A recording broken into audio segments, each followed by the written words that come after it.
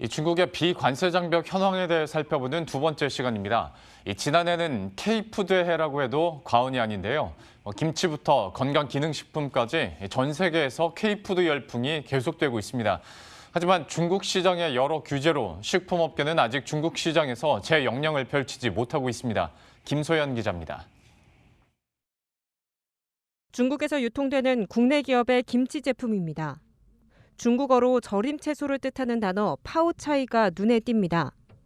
중국 정부의 식품안전 국가표준 규정에 따라 김치 대신 파오차이라는 중국 이름을 사용할 수밖에 없습니다.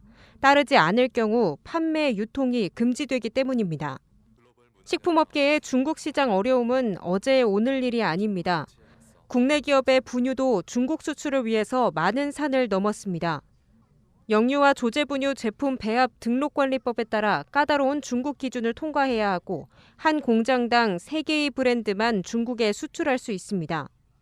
20조 원 규모의 중국 분유 시장에서 식품 안전을 이유로 사실상 해외 브랜드를 제한하고 있는 겁니다.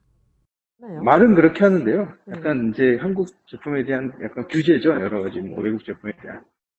한자 표기 어려움부터 판매 기준을 통과하는 것도 오랜 시간과 큰 비용이 소요됩니다. 면역력 중요성에 주목받기 시작한 홍삼 등 건강기능식품들도 예외는 아닙니다.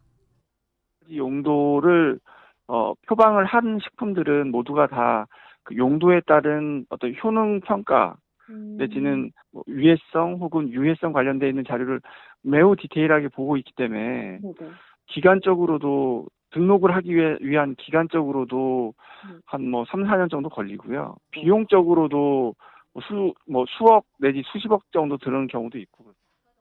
전 세계적으로 K푸드에 대한 열풍이 거세지고 있지만 노파만 가는 중국 시장 문턱에 K푸드가 중국에서도 제 역량을 펼치기까지는 아직 시간이 걸릴 것으로 보입니다. 머니투데이 방송 김소연입니다.